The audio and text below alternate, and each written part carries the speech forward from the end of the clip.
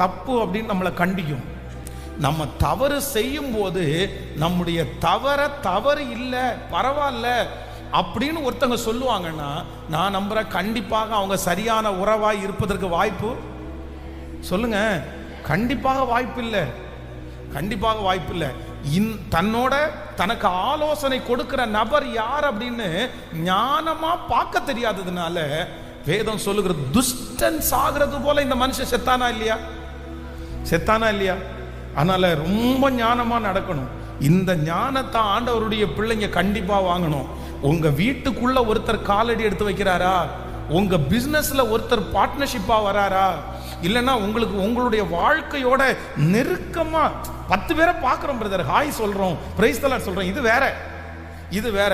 ஆனா உங்களிடத்துல நெருங்கிய சர்க்கிளா ஒரு பர்சனை நீங்க கொண்டு வரணும் அப்படின்னு சொன்னா, நீங்க செக் பண்ணாம என்ன பண்ணக்கூடாது.